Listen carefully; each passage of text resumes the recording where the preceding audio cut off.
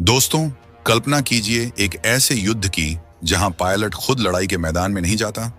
उसका fighter jet एक mothership या कमांडर बन जाता है और उसके इशारे पर बिना पायलट वाले लॉयल विंगमैन ड्रोन दुश्मन के इलाके में घुसकर तबाही मचाते हैं। ये भविष्य की जंग का वो खाका है जिसे अमेरिका और चीन जैसे देश सिर्फ कागजों पर बना रहे हैं, लेकिन भारत ने इसे हकीकत में बदल दिया है। भारत के स्वदेशी फाइटर जेट तेजस ने वो कारनामा कर दिखाया है जिसने दुनिया की बड़ी बड़ी एयरफोर्स को हिलाकर रख दिया है। ये कोई छोटा मोटा टेस्ट नहीं, बल्कि भारत की आसमानी ताकत का वो ब्रह्मास्त्र है जिसने दुनिया को बता दिया है कि भारत अब किसी से कम नहीं। जी हाँ, एक लेटेस्ट अपडेट निकलकर सामने आ रही है जिसने भारत के दुश्मनों की नींद उड़ा दी है। सामने आ रही रिपोर्ट के अनुसार भारत के अपने हल्के लड़ाकू विमान HIL तेजस ने एक ऐतिहासिक कारनामा कर दिखाया है। तेजस ने पहली बार मैन अनमैन्ड टीमिंग यानी कि MUMT इंटीग्रेशन का सफल प्रदर्शन किया है। भारत के कोंकण तट पर हुए एक बड़े समुद्री स्ट्राइक अभ्यास के दौरान एक पायलट वाले तेजस फाइटर जेट ने दो बिना पायलट वाले लड़ाकू ड्रोन्स यानी कि UAV को एक साथ कमांड किया। इस अभ्यास को इस तरह डिजाइन किया गया था मानो असली जंग चल रही हो। एक बेहद खतरनाक और उच्च खतरे वाले माहौल में तेजस ने इन UAV को लॉयल विंगमैन की तरह इस्तेमाल किया। तेजस के पायलट ने इन ड्रोन्स से न सिर्फ दुश्मन के इलाके की खुफियागिरी और टोही करवाई, बल्कि उनके बीच भूमिकाओं की अदला बदली की और सबसे घातक सटीक हमले भी करवाए। दोस्तों, ये सिर्फ एक टेक थिएटर नहीं है, ये कोई साधारण ड्रोन उड़ाने जैसा नहीं है। ये 2030 के हवाई युद्ध का वो ब्लूप्रिंट है जिसे भारत ने 2025 में ही सच कर दिखाया है। ये वो लॉयल विंगमैन सिद्धांत है जिसने तेजस को अपनी ताकत कई गुना बढ़ाने की क्षमता दे दी है, वो भी बिना अपने पायलट की जान जोखिम में डाले। अब आप सोच रहे होंगे कि इसमें खास क्या है। ड्रोन तो कई देश कंट्रोल करते हैं, लेकिन यही वो जगह है जहां भारत ने दुनिया को मात दे दी है। एक बड़ी डिफेंस रिपोर्ट में खुलासा हुआ है कि तेजस इस मामले में अकेला खड़ा है। दुनिया के बड़े बड़े फाइटर जेट जैसे स्वीडन का ग्रिपेन या पाकिस्तान का चीनी JF-17 भी इस तरह की क्षमता को हासिल करने की कोशिश कर रहे हैं, लेकिन भारत का तेजस उन सब से मीलों आगे निकल चुका है। आखिर क्यों? क्योंकि तेजस को इस मायावी क्षमता के लिए किसी महंगे विदेशी जुगाड़ या बाद में लगाए गए सिस्टम की जरूरत नहीं पड़ी। रिपोर्ट के मुताबिक तेजस को पहले दिन से ही यानी कि Day 1 से ही इस स्वायत्तता और MUMT क्षमता के लिए डिजाइन किया गया था। इसकी असली ताकत है इसका स्वदेशी ओपन आर्किटेक्चर यानी कि OMS। ये एक ऐसी खुली प्रणाली है जिसे 2024 में ही भारत की संस्था सिमिलैक से सर्टिफिकेशन मिला है। ये ओपन आर्किटेक्चर भारतीय वैज्ञानिकों को इतनी आजादी देता है कि वो किसी भी ड्रोन को, किसी भी सिस्टम को तेजस के साथ प्लग एंड प्ले कर सकते हैं, यानी बस लाओ और जोड़ो, जबकि दुनिया के बाकी जहाज इस मामले में बंधे हुए हैं। उदाहरण के लिए स्वीडन के ग्रिपेन को ही ले लीजिए। अगर उसे किसी नए सिस्टम से जुड़ना है तो उसे अपने मालिकाना हक वाले लिंक 16 के लिए स्वीडिश कंपनी साहब की इजाजत लेनी पड़ती है। साहब जब आशीर्वाद देगा तभी ग्रिपेन का सिस्टम काम करेगा, और चीन पाकिस्तान के JF-17 का तो हाल और भी बुरा है। एक बड़ी अंतरराष्ट्रीय रिपोर्ट के मुताबिक 2025 के आकलन में यह पाया गया कि JF-17 के चीनी एवियोनिक्स में आर्टिफिशियल इंटेलिजेंस यानी कि AI फ्यूजन की क्षमता ही नहीं है। वो बेचारा बस बेसिक ड्रोन रिले तक ही सीमित है। वो कभी भी तेजस की तरह एक न्यूरल हब बनकर ड्रोन्स की पूरी फौज को कमांड नहीं कर सकता। यहां तक कि अमेरिका का F-16 भी इस मामले में तेजस के सामने पानी भरता है। अगर F-16 को MUMT का ये खेल खेलना हो तो उसे $15 मिलियन यानी कि करीब 125 करोड़ रुपए का वाइपर पार्ट स्वीट लगाना पड़ता है, और हमारा तेजस यही काम उसकी 1/3 यानी कि 1/3 लागत पर कर दिखाता है। यही है भारत के स्वदेशी ताकत का कमाल। दोस्तों, ये जो कोंकण तट पर हुआ है, ये भारत के सबसे महत्वाकांक्षी और गुप्त प्रोग्राम का पहला लाइव प्रदर्शन माना जा रहा है। इस प्रोग्राम का नाम है CATS यानी कि combat air teeming system. Bharat एक ऐसी हवाई फौज तैयार कर रहा है जिसमें तेजस जैसा फाइटर जेट मदरशिप बनेगा और उसके नीचे कैट्स वॉरियर जैसे दर्जनों लॉयल विंगमैन ड्रोन हमला करेंगे।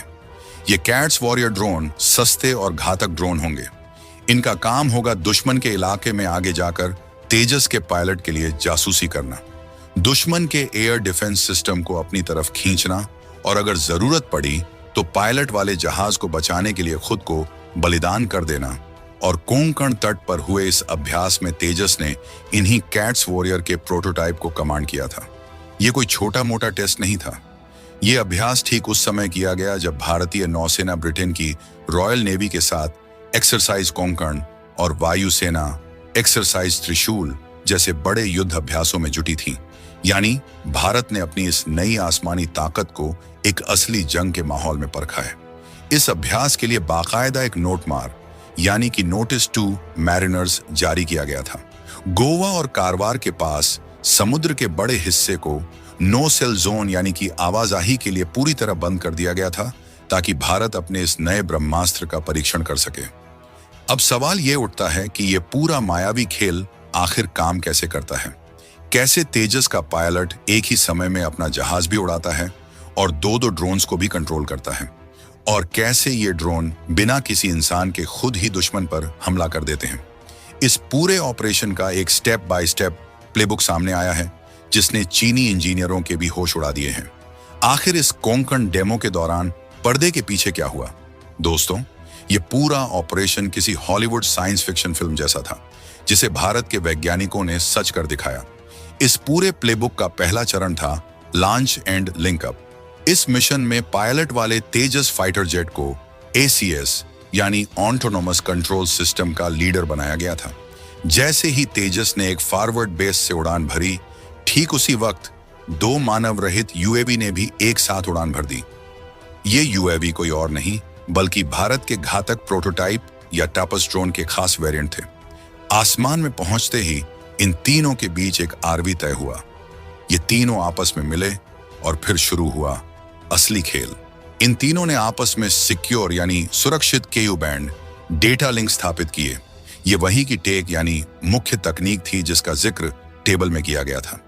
लिंक होते ही दोनों ड्रोन्स ने अपने इलेक्ट्रो ऑप्टिकल और इंफ्रारेड कैमरों से लाइव वीडियो फीड सीधे तेजस के पायलट के हेलमेट माउंटेड डिस्प्ले पर भेजना शुरू कर दिया। सोचिए, तेजस का पायलट 50 किलोमीटर से ज्यादा दूर था, लेकिन वो अपनी आंखों से नहीं बल्कि इन ड्रोन्स की आंखों से दुश्मन के इलाके को देख रहा था। यही है सेंसर टू शूटर चेन।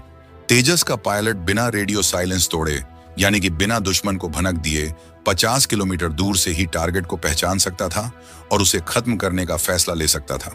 इसके बाद आया दूसरा चरण, सेक्टर फॉर्मेशन एंड फ्यूजन। जैसे ही लिंक स्थापित हुआ, दोनों UAV फैन आउट हो गए, यानी कि तेजस से अलग होकर अपने अपने सेक्टरों में फैल गए। ये ड्रोन सिर्फ कैमरे लेकर नहीं उड़ रहे थे, इनके पास सिंथेटिक अपर्चर रडार यानी कि ACR और सिग्नल्स इंटेलिजेंस यानी कि सिगेंट पार्ट्स भी थे। अब यहां पर तेजस ने एक कमांडर से बढ़कर एक न्यूरल हब का काम किया। दोनों ड्रोन्स ने अपने SIR और सिगेंट पार्ट से मिला हुआ कच्चा यानी कि रा डेटा तेजस को भेजना शुरू कर दिया।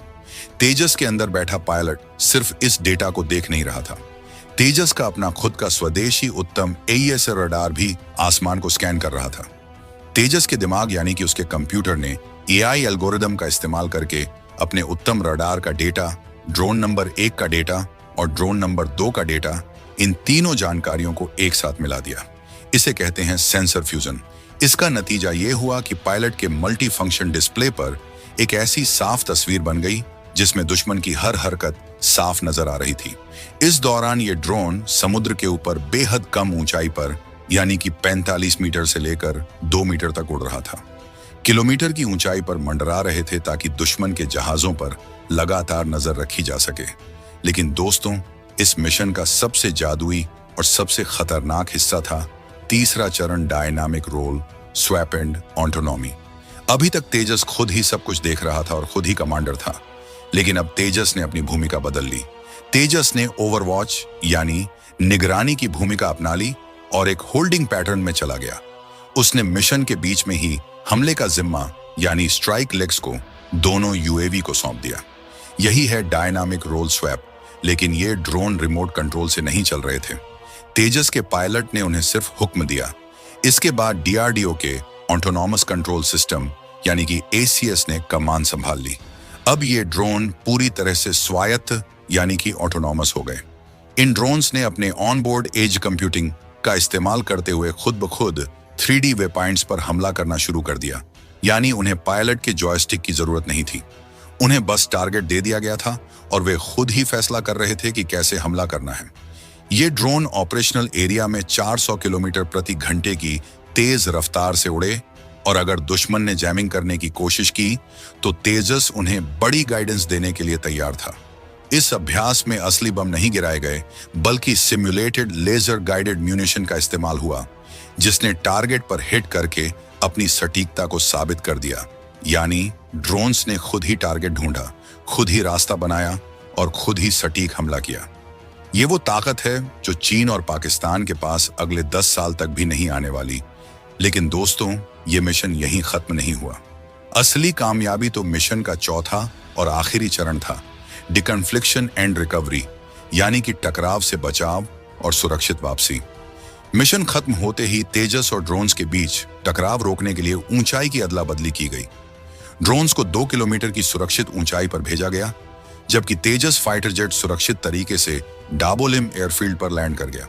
इसके बाद दोनों यूएवी को भी या तो नेट्स के जरिए या उनके VTOL यानी vertical take off and landing क्षमता से रिकवर कर लिया गया।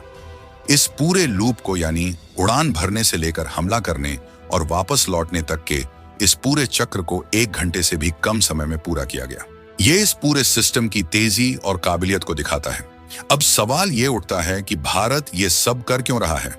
क्यों तेजस को ड्रोन का कमांडर बनाया जा रहा है? तो दोस्तों, इसका जवाब है एसिमेट्रिक विंस, यानी ऐसी लड़ाई जीतना जहां दुश्मन और आपकी ताकत बराबर ना हो। आज युद्ध का सबसे बड़ा खतरा है दुश्मन का एयर डिफेंस सिस्टम यानी SAAD। अब तक हमें अपने महंगे फाइटर जेट और कीमती पायलट को इन मिसाइलों के सामने भेजना पड़ता था, लेकिन अब नहीं। अब तेजस खुद पीछे रहेगा और दुश्मन के एयर डिफेंस को तबाह करने का जोखिम ये लायल विंगमैन ड्रोन उठाएंगे। ये कैट्स वॉरियर ड्रोन एट्रीटेबल हैं, यानी इन्हें कम लागत में इसीलिए बनाया गया है कि अगर ये मिशन में कुर्बान भी हो जाए तो भारत को फर्क न पड़े। इनका पहला काम होगा दुश्मन की मिसाइलों को सोख लेना, यानी ये ड्रोन तेजस के पायलट के लिए एक सुरक्षा कवच बनेंगे। ये खुद कुर्बान होकर पायलट की जान बचाएंगे। अब लड़ाई का तरीका बदल जाएगा। तेजस का काम है हवा में 16G जैसे खतरनाक मैन्यूवर्स करना और हवाई लड़ाई यानी डार्क फाइट जीतना, जबकि जासूसी और बम गिराने का खतरनाक काम ये ड्रोन करेंगे। यही वो ताकत है जो हमारे बाकी प्रतिद्वंद्वियों के पास है ही नहीं। साउथ कोरिया का FA-50 एक्सपोर्ट मार्केट में खूब उछलता है, लेकिन उसके पास न तो तेजस जैसी मैक 1.5 की सुपर क्रूज रफ्तार है और न ही लायल विंगमैन का कोई कॉन्सेप्ट। यहां तक कि स्वीडन का ग्रिपेन भी इस मामले में पिट गया। ग्रिपेन का एक्सपोर्ट डील $85 मिलियन से ऊपर जाता है, वहीं हमारा तेजस 45 से $50 मिलियन में ग्रिपेन से कहीं ज्यादा खतरनाक क्षमता दे रहा है। यहां तक कि अमेरिकी NGAD यानी नेक्स्ट जनरेशन एयर डसा के कॉन्सेप्ट भी अभी तक हल्के फाइटर जेट के साथ लॉयल विंगमैन की इस क्षमता में पीछे चल रहे हैं। जब भारतीय वायुसेना 2035 तक 300 से ज्यादा तेजस का ऑर्डर पूरा करेगी तो हर तेजस के साथ 4 से 6 ऐसे लायल विंगमैन ड्रोन जुड़े होंगे। लेकिन दोस्तों, ये तो सिर्फ शुरुआत है। कोंकण में हुआ ये प्रदर्शन तो उस बड़े तूफान की सिर्फ एक झलक है जो आने वाला है। ये डेमो असल में भारत के कैट सिस्टम का बीज बो रहा है। भारत का असली लक्ष्य 2030 तक एक तेजस फाइटर जेट के साथ 10 से भी ज्यादा UAV का झुंड यानी स्वार्म उड़ाना है। और तब मदरशिप कौन होगा? तब मदरशिप होगा भारत का तेजस मार्क 2, तेजस मार्क 3 और भारत का 5वीं पीढ़ी का महायोद्धा AMCA। ये लड़ाकू विमान एक साथ हाइब्रिड पैक बनाकर उड़ेंगे। इस पैक में तेजस के साथ कैट्स वॉरियर होगा जो अपने अंदरूनी हथियारों के खांचे में स्मार्ट एंटी एयरफील्ड वेपन यानी SIW जैसे बम छुपा कर ले जाएगा।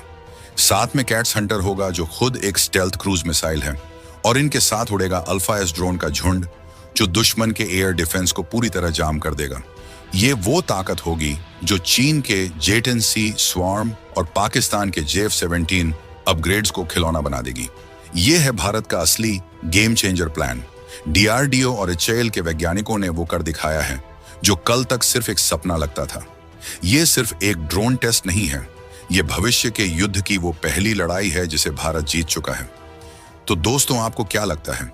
क्या तेजस और कैट्स वॉरियर की ये जोड़ी चीन और पाकिस्तान के लिए फाइनल ट्रीटमेंट साबित होगी? अपनी राय नीचे कमेंट में जरूर बताएं और इस वीडियो को ज्यादा से ज्यादा लोगों तक पहुंचाएं ताकि हर भारतीय को ये पता चले कि हमारा देश किस तरह अपनी सुरक्षा को सुनिश्चित कर रहा है। जय हिंद, जय भारत।